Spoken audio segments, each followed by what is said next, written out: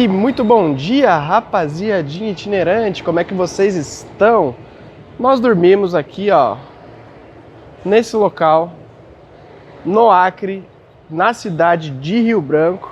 E hoje a gente vai dar um rolê aqui por Rio Branco, conhecer um pouco da cidade e contar um pouquinho da história para vocês, de tudo que aconteceu aqui no Acre, algumas coisinhas sobre Rio Branco e também mostrar alguns pontos turísticos para vocês aí conhecerem um pouquinho junto com a gente. Porém, não tem como falar da história do Acre e daqui de Rio Branco também, sem contar um pouco sobre a história da borracha. O látex da seringueira já era um produto conhecido há muito mais de 500 anos pelos indígenas nativos aqui da região. Porém, não tinha uma função muito estabelecida para esse material ao redor do mundo. Nenhuma utilidade que pudesse gerar dinheiro, né, galera? Porque o mundo sempre foi sobre isso, como ganhar dinheiro. Mas lá por volta de 1770, o químico Joseph Priestley inventou a borracha de apagar grafite, porque antes era utilizado pão como borracha, porém com a invenção passaram a usar a borracha que a gente conhece hoje, né, que é aquela borrachinha escolar e tal. E a partir dos próximos 70 anos foram criando muitas invenções a partir do látex, como elástico, o elástico de dinheiro que a gente usa até hoje, roupas de borracha à prova d'água e muitos outros. Porém, somente em 1839, Charles Goodyear, isso mesmo, aquela marca de pneus que a gente tem aí no Brasil, não sei se pelo mundo, mas aqui no Brasil existe essa marca, Goodyear, ele inventou o processo de vulcanização, que nada mais é do que deixar a borracha maleável, dura e resistente em qualquer temperatura e em qualquer lugar do mundo. Pois antes, o látex e todo o processo que envolvia a produção de alguma borracha, ela sofria muita variação de maleabilidade. No calor, ela ficava muito mole e no frio, ela ficava extremamente dura. Então, através do processo de vulcanização, se criou a primeira borracha que começou a revestir algumas rodas de veículos de antigamente, como bicicletas e carroças. Porém, era somente uma tira de borracha em volta da roda que já ajudava muito, não ficar madeira no chão. Essa tira de borracha já ajudava muito. Porém, em 1880, John Boyd Dunlop, usando todo o conhecimento que Goodyear havia passado para frente em relação à vulcanização da borracha, criou o primeiro pneu como a gente conhece hoje, que é o pneu com ar dentro. E essa invenção, em 1880, revolucionou os transportes da época, principalmente deixando os veículos, que eram bicicletas e carroças, muito mais velozes, conseguindo transportar mais cargas e também deixou o transporte muito mais macio e confortável. Somente 6 anos após a invenção do pneu a ar, foi inventado o primeiro carro a combustão, dando ainda muito mais importância à extração do látex para fazer a borracha. E é a partir dessa extração da árvore seringueira para retirar o látex para a produção de borracha que começa a história do Acre e daqui de Rio Branco.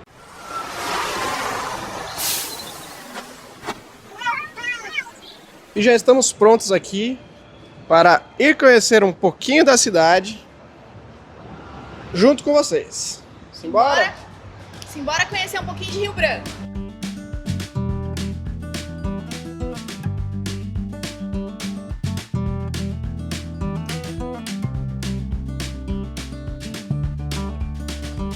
E chegamos aqui na Praça da Revolução, um dos pontos turísticos aqui de Rio Branco, e já demos de cara com um prédio muito bonito, por sinal. Olha esse prédio da Polícia Militar. Caramba, eu acho que eu nunca vi um prédio tão bonito da Polícia Militar desse jeito. E bem bonito mesmo. Nossa, muito Polícia bonito. Militar mais bonito que a gente já viu. É verdade. E esse posto da polícia fica aqui de frente, ó, à Praça da Revolução. E essa praça tem um simbolismo muito grande para o pessoal aqui de Rio Branco. E a gente vai explicar um pouquinho para vocês por quê. Não só para o pessoal de Rio Branco, mas também para todo o Acre. Porque essa praça aqui simboliza um pouquinho da história da Revolução Acreana. E como eu falei para vocês, mais ou menos lá por volta de 1870, com o processo da vulcanização da borracha, a produção e retirada de látex cresceu muito pelo mundo todo e aqui no Brasil não foi diferente. Mais ou menos lá por 1877, brasileiros colonos de todo o Brasil, mas principalmente do Nordeste brasileiro, migraram aqui para essa região onde é o Acre hoje, para começar a trabalhar nas seringueiras na retirada do látex. Tudo isso com promessa de grande enriquecimento, porque naquela época a Amazônia detinha mais de 80% da produção mundial da borracha. No entanto, essa área aqui, galera, não era brasileira, era boliviana. Mas conforme o mercado foi crescendo, muitos brasileiros começaram a vir para cá, chegando a ter mais ou menos 60 mil seringueiros por essa região aqui, onde é conhecido como Acre hoje. Porém, naquela época, o território não era brasileiro, era boliviano. Porém, aqui no meio da selva amazônica, esses seringueiros não sabiam onde era a fronteira entre Brasil e Bolívia. Eles não sabiam se eles estavam no Brasil, se eles estavam na Bolívia. Eles só iam ganhando campo dentro da mata para conseguir tirar mais látex das seringueiras e tentar assim ganhar a vida com a promessa, né, do grande enriquecimento. Os bolivianos nunca ligaram muito bem para esse território devido à dificuldade de exploração. Porém, com o comércio aumentando, com a importância do látex cada vez maior, eles começaram a pensar que talvez fosse uma grande oportunidade de ganhos financeiros nesse território. Mas quando eles chegaram na região, se depararam com milhares de brasileiros. Então o governo boliviano decidiu atacar os seringueiros que estavam ali já há anos. Porém, eles não tinham conhecimento nenhum da região e os seringueiros que já estavam ali há anos já tinham muito conhecimento, então os bolivianos foram derrotados pelos brasileiros. Sabendo que não conseguiriam bater de frente com os seringueiros brasileiros, o governo boliviano então decidiu aceitar a invasão e cobrar somente impostos pela retirada do látex no território deles. E para isso eles fundaram a cidade de Puerto Alonso para cobrar as taxas dos brasileiros, os impostos dos brasileiros, tudo isso com o aval do governo brasileiro. O governo brasileiro reconhecia que aqui era uma região boliviana, então o governo brasileiro foi lá e falou: pode cobrar imposto, não tenho nada a ver com isso e vocês estão certos. Porém, os seringueiros brasileiros que aqui viviam e já estavam com uma vida muito sofrida, há muitos anos trabalhando aqui e não conseguindo o famoso enriquecimento prometido, não gostaram nada desse imposto, se revoltaram porque não quiseram pagar esses impostos e expulsaram os bolivianos novamente aqui da região. Então, com essa área aqui dominada 100% pelos brasileiros, em 1899, na própria cidade de Puerto Alonso, um espanhol chamado Luís Galvez proclamou a independência do Acre, desvinculando ela tanto da Bolívia quanto do Brasil, estabelecendo um estado totalmente independente, com bandeira, moeda e governo próprio. E Luís Galvez era o presidente. E falavam que até ele tinha algumas boas ideias e no pouco tempo que ele governou, ele conseguiu criar hospitais, escolas, postos de saúde, organizar um exército, criou muitas coisas por aqui. O Acre já foi um país completamente independente. Vocês sabiam? Mas muito se falava que essa independência nada mais era como uma forma de chamar a atenção do governo brasileiro para toda a situação que estava ocorrendo aqui nessa região. Não é que chamou mesmo? O governo brasileiro foi lá, se atentou ao que estava acontecendo, porém o tiro saiu pela culatra. Pois o governo foi lá e prendeu Luís Galvez e devolveu a região novamente para a Bolívia. Porém a Bolívia estava numa tremenda crise econômica.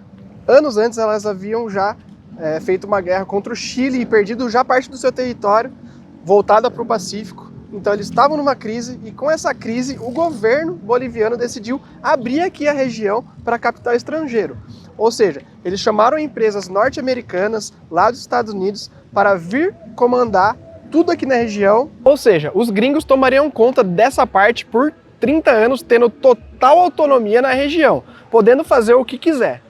Em troca, o governo boliviano receberia 20% dos lucros de toda essa exploração desenfreada. Isso causou uma preocupação gigantesca no Brasil. Temendo que potências estrangeiras tivessem grande influência na Amazônia, o Brasil então decidiu fechar os rios, bloqueando toda a navegação. E esse era o principal meio de transporte da época na região. E isso culminou numa nova revolta. Em 1981, liderado por José Plácido de Castro, que é esse aqui, ó, da estátua aqui atrás, liderado por ele, que tinha um grande conhecimento da região, desde botânica, cheia de rio, baixa de rio, árvores, caminhos e esconderijos da região. O Brasil finalmente expulsou de novo as autoridades bolivianas da região. E esse cerco de José Plácido de Castro foi mantido por anos, até que o Brasil decidiu, enfim, negociar esse território aqui com as autoridades bolivianas. E toda essa batalha para expulsar os bolivianos novamente daqui durou 6 meses e somente um tempo depois José Plácido de Castro ficou aqui segurando o cerco, como eu falei para vocês, enquanto o Brasil negociava com a Bolívia. E essa negociação culminou com o famoso Tratado de Petrópolis. E o Brasil decidiu fechar esse tratado junto à Bolívia com medo de uma guerra de grandes proporções com o território boliviano, pois o território boliviano ainda tinha apoio dos Estados Unidos e o Brasil, com esse medo de criar uma grande confusão contra os bolivianos, por mais que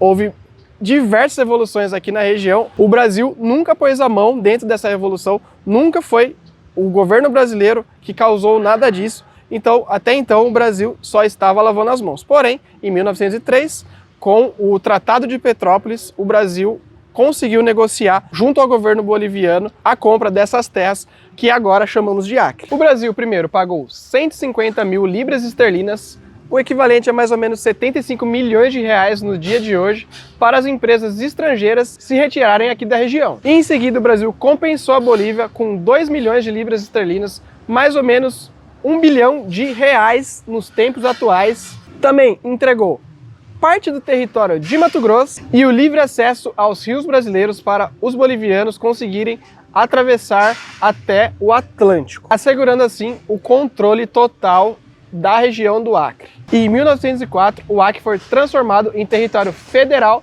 pelo governo brasileiro. Porém, apenas em 1962 foi elevado à condição de Estado brasileiro, integrando-se oficialmente ao Brasil. Então, só em 1962 que o Acre virou um Estado brasileiro. Depois de tantas revoluções que o governo brasileiro nem ligava, bastou uma canetada de quem?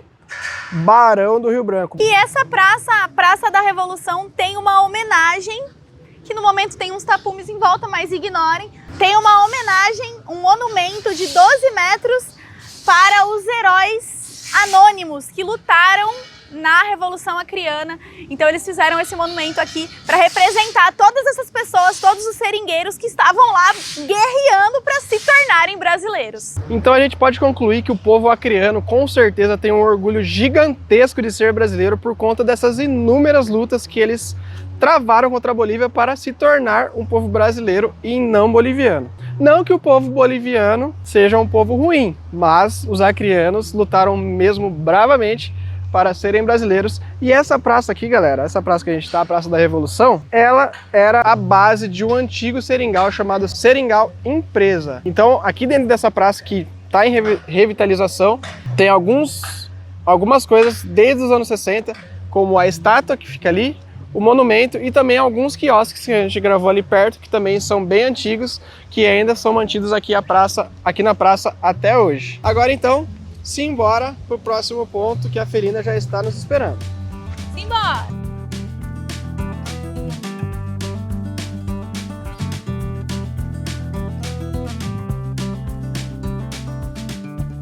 E chegamos aqui até o Palácio do Rio Branco, que é uma homenagem ao Barão do Rio Branco. Sabe aquele Tratado de Petrópolis de 1903 que conseguiu comprar o Acre dos bolivianos?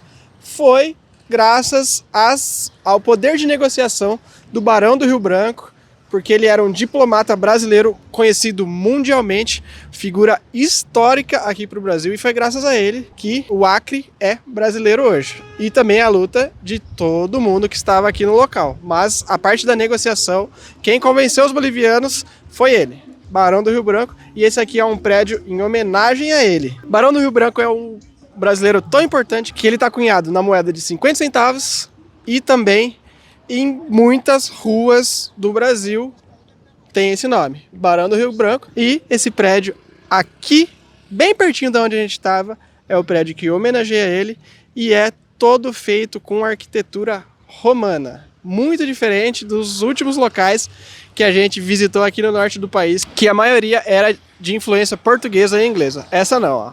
É totalmente construída com influências romanas. E além dessa arquitetura muito legal, o Palácio do Rio Branco já foi sede do governo e hoje situa aqui o Museu dos Povos Acreanos. E esse obelisco é uma homenagem de 100 anos da Revolução Acreana. Foi em 2002, os 100 anos da Revolução Acreana, e hoje, em 2024, já depois de 20 anos, temos aqui no Acre um total de 830 mil habitantes, sendo que só aqui em Rio Branco são quase 400 mil pessoas. E essas pessoas, elas são vindas de diversas partes do Brasil, sem contar que aqui no Acre tem duas fronteiras, a fronteira com o Peru e a fronteira com a Bolívia, então vem muitas pessoas de lá também. E essa aqui, galera, é a estátua de Luiz Galvez, que é aquele espanhol que eu falei pra vocês, que fez o Acre independente. E olha aqui, ó, esse aqui é ele, Luiz Galvez, uma réplica de bronze dele aqui. Eu acho que ele usava um óculos, tá quebrado.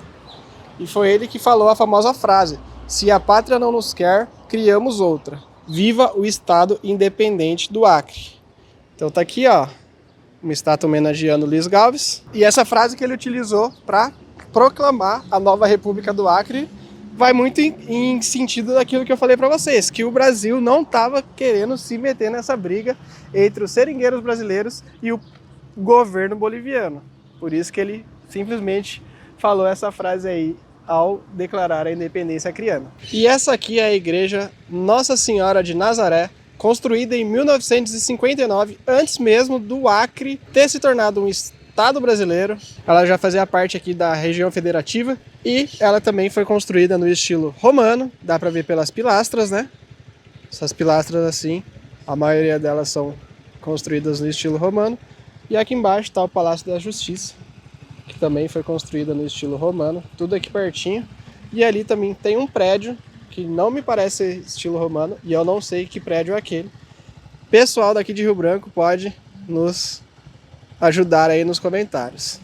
Agora a gente já está na Felina porque estamos com muita fome e vamos ir atrás de comer um ranguinho tradicional aqui de Rio Branco. Então simbora que a gente tá morrendo de fome, galera, e o calor, por mais que esteja levemente nublado, o calor aqui no norte do país é um negócio doido, bicho. Estamos quase desmaiando. Bora!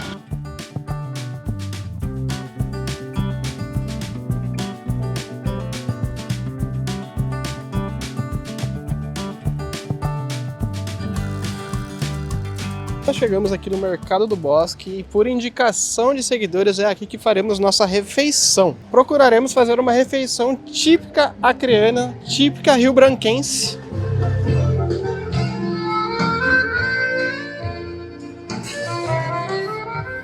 Já estou ansiosa para saber se vai ter uma adaptação para mim, hein, que sou vegetariana.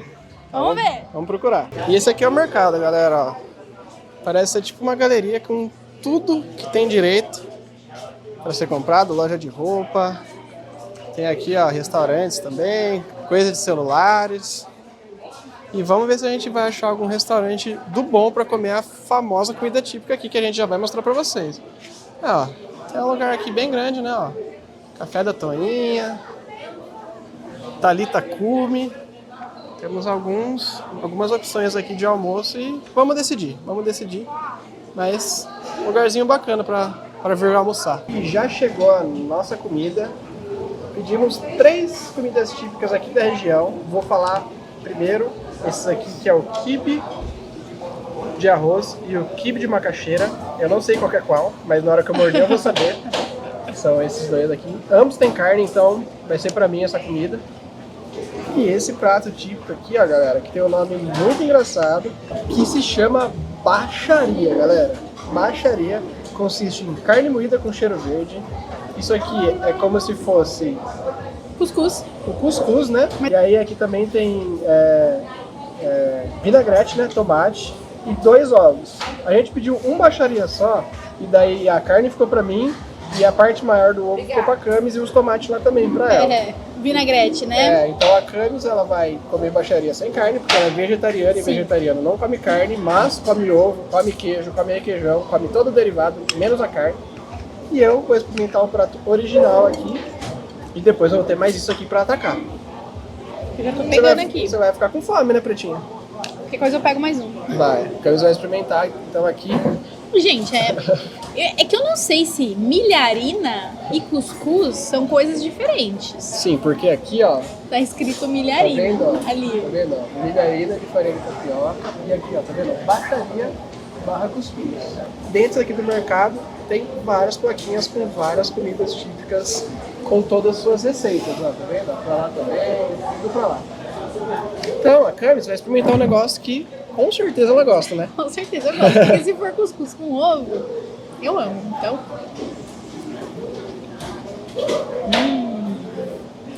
É óbvio que eu gosto.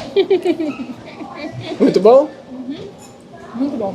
E os seguidores nossos que indicaram a gente vir aqui no mercado, né? Nesse local aqui para comer o original, falaram que o pessoal aqui come 4 da manhã, 5 da manhã. A gente falou uma que pratada dessa aqui, ó. a gente falou que a gente ia vir almoçar. Daí, não, mas o povo daqui come 4 da manhã. Eu falei, mas gente, como assim? Carne moída e ovo. Isso daqui é pra gente almoço deles. Não, aqui o povo bate um pratão de baixaria logo de manhã. Eu falei, tá, tudo bem. A gente vai comer de almoço. Então não fiquem bravos, tá bom, gente? Não é nosso costume comer um pratão desse de café da manhã. Agora o Fer tem 2 coisas ali que ele não gosta muito. Uma? 2. Tomate. Cuscuz também. Ah, mas cuscuz não é aquele negócio que eu odeio, né? É. Eu só não ligo, eu não ligo. Não liga. Mas eu mantive o tomate no meu prato para experimentar O tomate ele detesta. a comida original. Olha aqui, ó, tomate, ó, galera. Pega a carne e bota junto. Vou pegar, Ele calma. tá tentando pegar um pouquinho de cada aqui. É, tudo. Baixaria completa.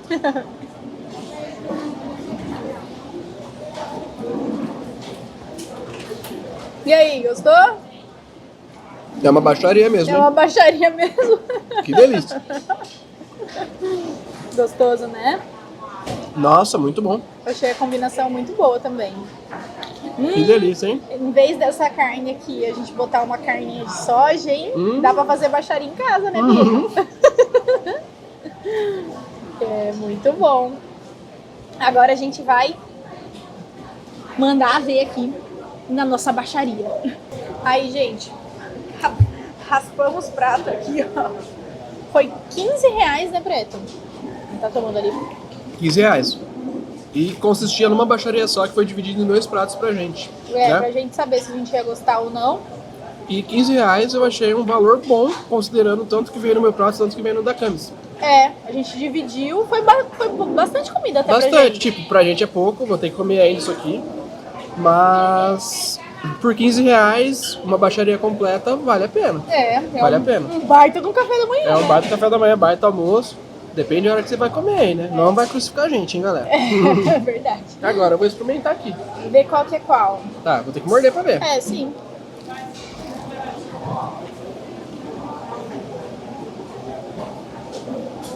Fez um barulho de arroz isso daí pra mim. É arroz? Eu identifiquei pelo barulho. Dá pra ver, ó, os pedacinhos. Peraí, olha lá, esse pedacinho de arroz. É tipo um bolinho de arroz que a gente tá acostumado lá em São Paulo, mas recheado, né? Com carne.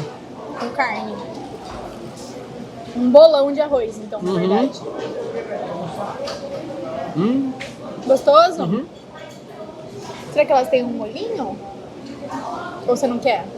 Seria bom, né? Tipo ketchup, maionese. Vou perguntar ali pra ela. Fernandinho comeu o quibe de arroz, adorou. Muito bom. Muito bom, né? Fiquei com água na boca de comer um quibe de arroz, só que sem a carne, né, no caso. Você ia gostar? Eu ia gostar, com certeza. E agora ele vai experimentar o quibe de macaxeira. Daí.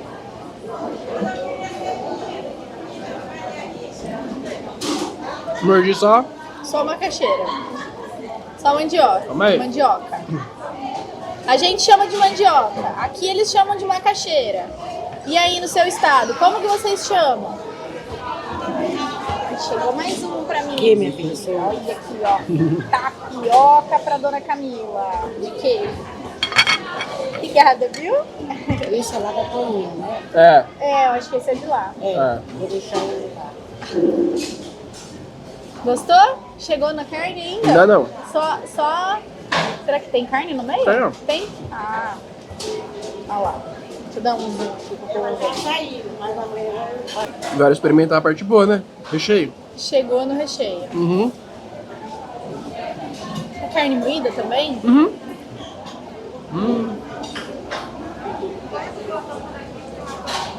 Muito bom. Muito bom. Uhum. Qual você preferiu? O de quibe, ou de arroz ou de macaxeira? Eu acho o de arroz. É. Uhum. Parece ser mais leve. Agora ele vai mandar ver ali. Tentar, né? Porque, ó, já tô suando, galera. Vou inventar de pôr pimenta, ó. Pimenta forte, meu amigo. Começou a suar o menino Nossa. aqui. E eu pedi uma tapioca aqui, ó, de queijo e tomate. Olha que bonita que tá.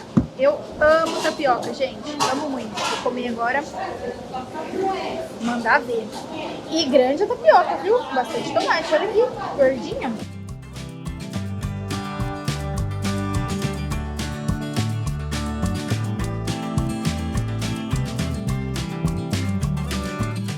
Chegamos aqui, ó, nessa ruinha, que muito em breve eu vou falar pra vocês, mas dá pra ver que ela é cheia de casinhas mais antigas, coloridinhas, porque viemos aqui, ó, no Museu dos Povos Acrianos e vamos mostrar um pouquinho aqui pra vocês. E entramos aqui no Museu dos Povos Acrianos. E esse museu ele se propõe a contar um pouco da história dos povos aqui do Acre, começando aqui pelos indígenas, né? Que até hoje ainda fazem muito parte da cultura local. E existem muitos indígenas morando aqui no Acre até hoje. E aqui já conta um pouco mais da história também, vindo mais para o atual, né? Como o Acre foi crescendo como cidade, o Rio Branco foi crescendo como cidade, o Acre como estado, um pouco de tudo que a gente já falou para vocês no começo do vídeo. E estamos aqui, conhecendo um pouquinho mais de outros lados, né? Além do que nós estudamos. E como eu disse para vocês, tem muita coisa nesse museu relacionado à história indígena aqui dos povos do Acre. Então eles deixaram uma área aqui só para contar um pouco sobre isso. E a gente tem uma oca aqui.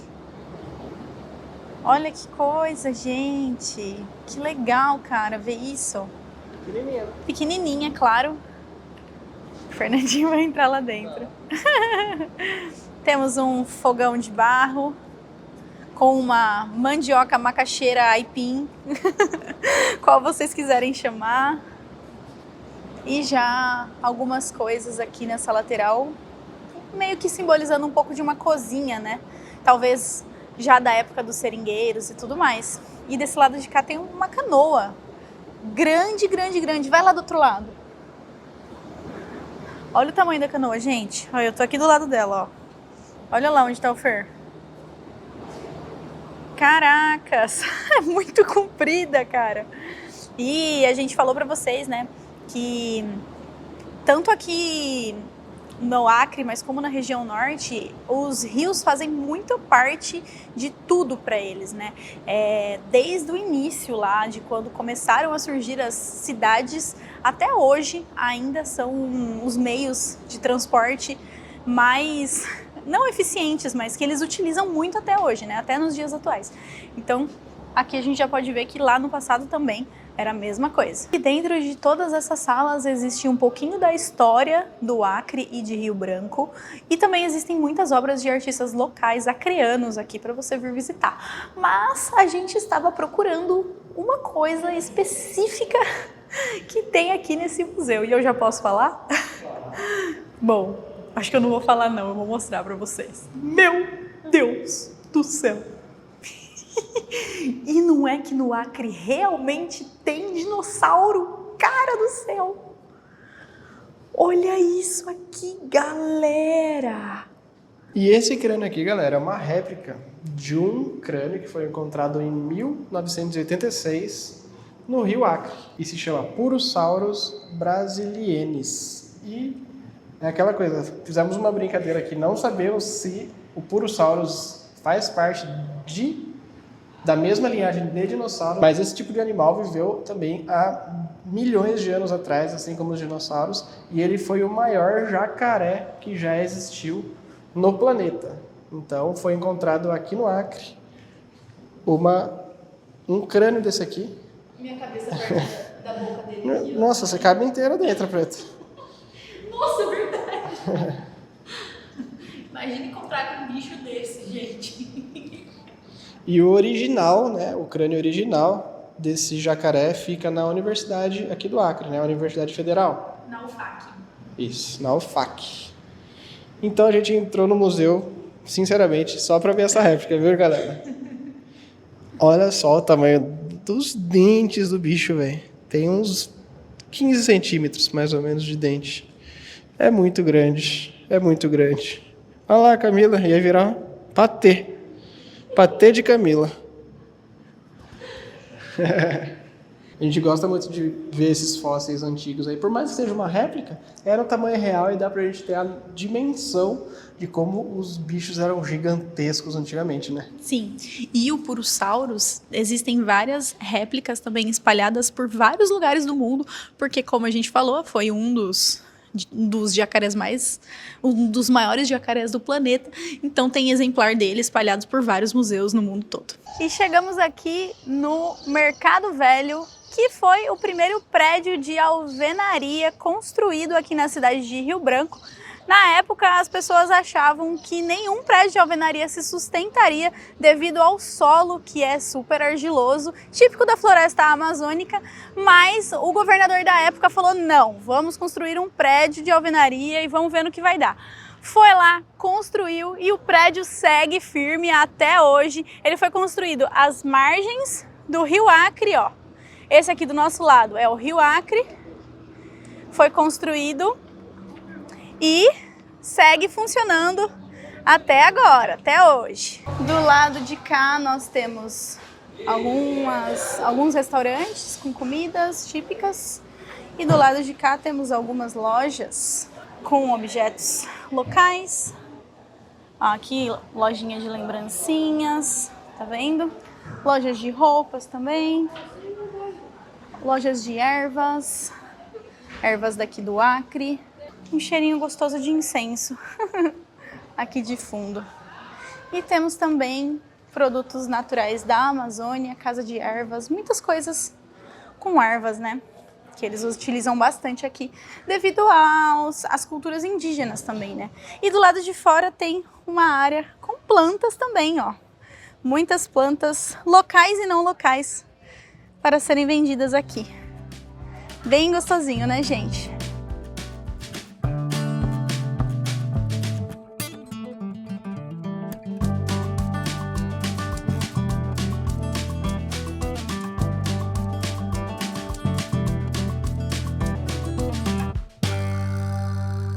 E essa aqui é a ponte Juscelino Kubitschek, passamos por cima. É uma ponte metálica construída há mais de 50 anos. A primeira ponte aqui de Rio Branco foi essa. E antes só se atravessava de um lado para o outro de balsa. Essa ponte ela foi pensada para ser utilizada aquelas roldanas que eu filmei antes de atravessar. E, na teoria, era para abrir esse meio aqui, ó, para os navios atravessarem pelo meio da ponte. Mas, até onde eu sei, nunca foi utilizado esse sistema e essa ponte nunca abriu no meio. Mas ela foi projetada para fazer esse tipo de mecanismo. Tá vendo que tem duas estruturas aqui, ó, tanto essa quanto aquela? Ajudaria o mecanismo de levantar a parte interna da ponte.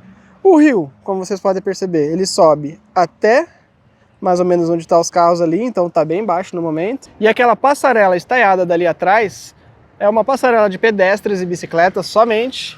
Eu acho que ela tá interditada, galera, porque desmoronou ali do outro lado. A gente tava lá perto do mercado, que fica ali, ó. Mercado Novo, Mercado Velho. Que o Mercado Velho fica ali, a gente viu que tava desmoronado e tava fechada a passarela. Mas é um dos cartões postais da cidade, essa estaiada aqui que fica pra lá. E essa daqui, ó, é a primeira rua da cidade. E aqui é conhecido como Calçadão da Gameleira. E olha só que lugar super agradável. E o nome da rua é Senador Eduardo Asmar. Primeira rua aqui de Rio Branco. E tem essas casinhas antigas aqui, ó. Essa casa Domingo Asmar.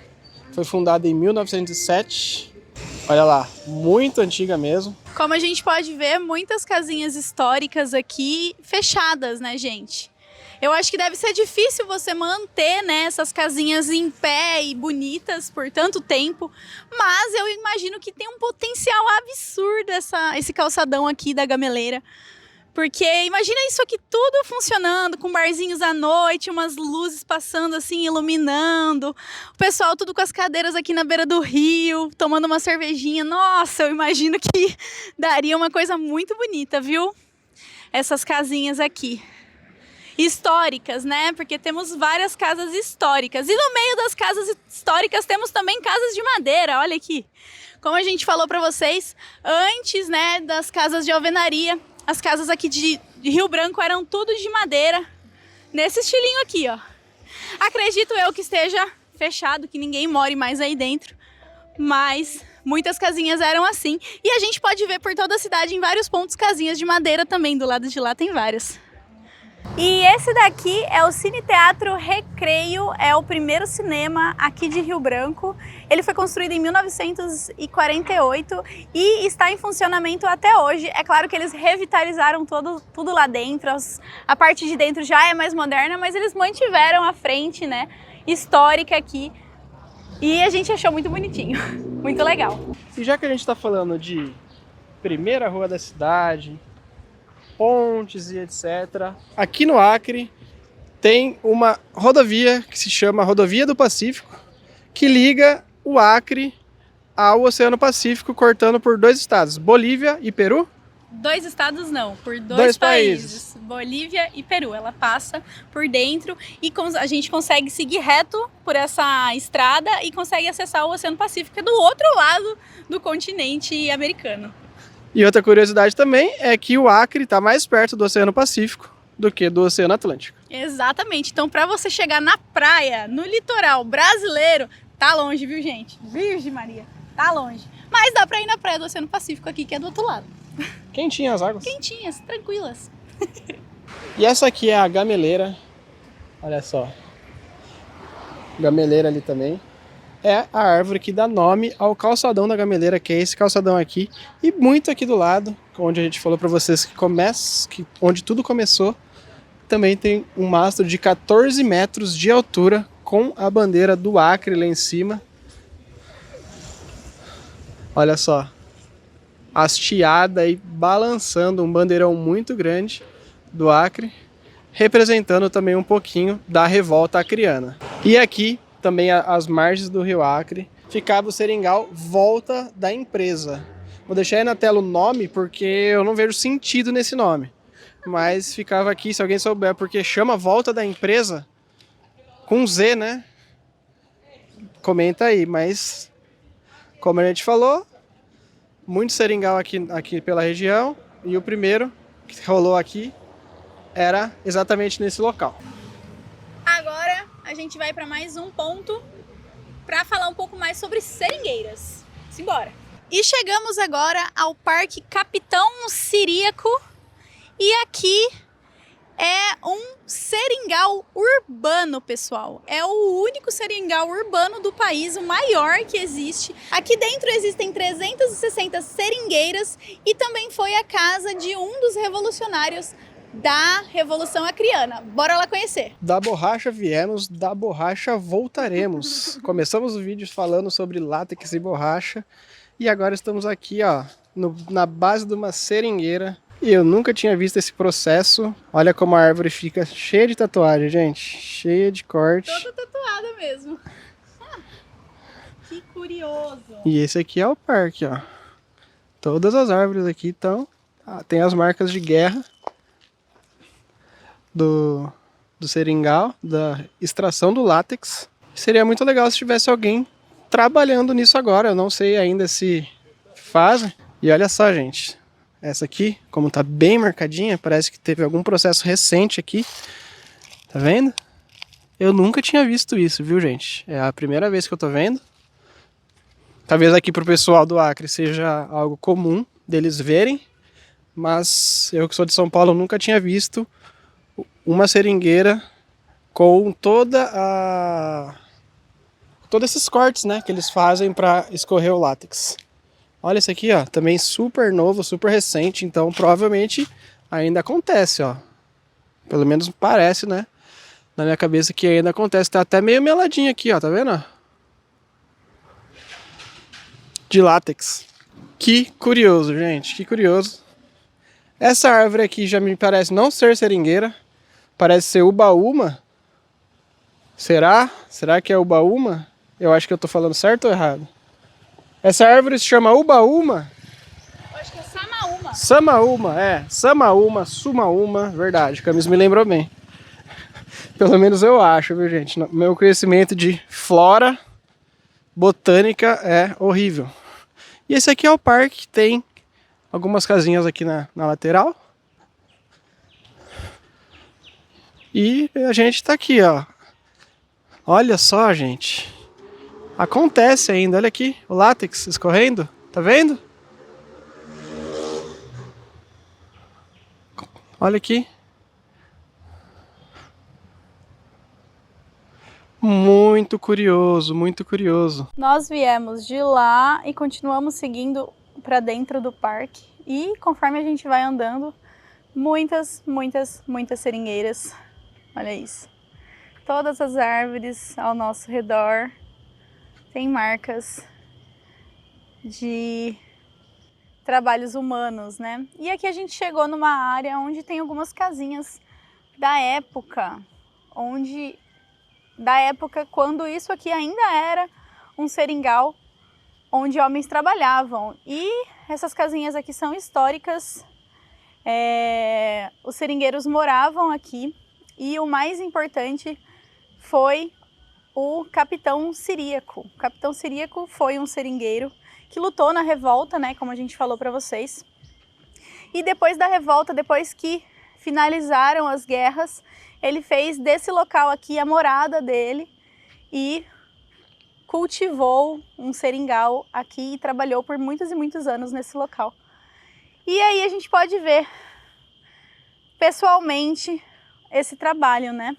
Porque todas as árvores aqui à nossa volta são tatuadas, como o Fer falou. São marcas de guerra aí, ó, de trabalho mesmo. Várias delas. Logo aqui embaixo tem algumas informações que a gente já passou para vocês. Fizemos o trabalho de casa, né, Pretinho? Sim.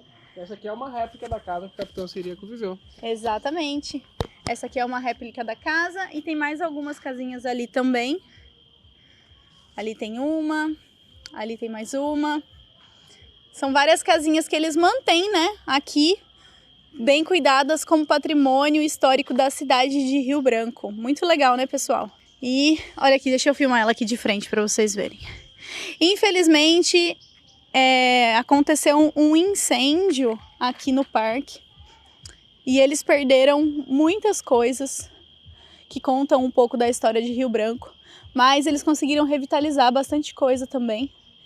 Então, dá para vir visitar e conhecer um pouquinho mais da história aqui.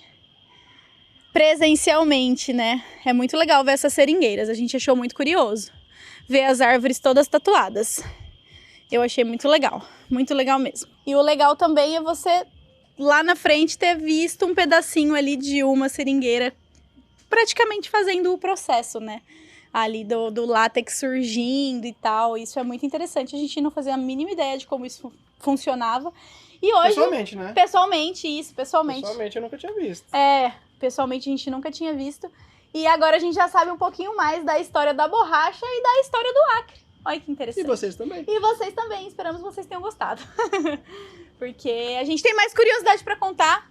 Mas agora a gente vai pegar já o rumo de casa, porque nossos filhotinhos estão sozinhos o dia todo. Eu tô morrendo de sede, gente. Meu Deus. Nossa tô até passando mal de sede. Deve estar uns 50 graus aqui, gente. Vocês não estão entendendo. Muito calor. Nossa senhora. O calor do norte é diferenciado, viu, pessoal? É diferenciado. Simbora então, Pretinho? Bora pra casa. E bom, gente, já voltamos. Estamos aqui novamente. Dona Beyoncé está ali. Se passou um tempo, já tá ficando um pouco tarde. Mas se não fosse essa fumaça que tá encobrindo o céu, aqui a gente conseguiria estar vendo um pôr do sol em algum lugar por aqui. E nesse momento, ó, no meu relógio é 19h43. Porém, esse meu relógio aqui tá com horário de Brasília, então o sol se põe aqui mais ou menos umas 5h40, 5,60 mais 5,40, 5,45. Porém, se você for comparar com Brasília, iria estar expondo mais ou menos lá para as 8 da noite. Então aqui no Acre é onde o sol nasce por último e também se põe por último aqui no nosso território brasileiro. Isso se dá porque leste e oeste, né, galera? O sol nasce primeiro no leste, o sol nasce no leste e se põe no oeste. Então, consequentemente, o Acre vai ser o último estado a ver o pôr do sol aqui no Brasil. E como eu falei para vocês, o Acre é o único estado que tem menos 2 horas de acordo com o horário de Brasília. Se eu não me engano, é UTC ou GMT menos 5. Brasília é menos 3, então são 2 horas a menos. Outra coisa que tem muito aqui no Acre, porém, como a gente não tem o drone, a gente não vai conseguir mostrar para vocês, que são aqueles geoglifos, que é basicamente, como eu vou falar, aquelas marcações alienígenas em um canavial. Aqui no Acre tem muitos geoglifos, tem muitas marcações no solo que só dá para ver na hora que você levanta um drone ou sobe muito alto em algum lugar, porém, não dá pra ver sem drone, galera. Ou é drone, ou é avião, ou é algum meio de transporte que eleve você no plano horizontal. Então, vamos ter que colocar algumas imagens aqui pra vocês, mas saibam aí que o Acre tem mais de 300 geoglifos, que são essas marcações no solo. E agora mais uma curiosidade, na cidade de Cruzeiro do Sul, infelizmente a gente não vai conseguir chegar até lá, mas na cidade de Cruzeiro do Sul tem a única ponte brasileira contra terremotos.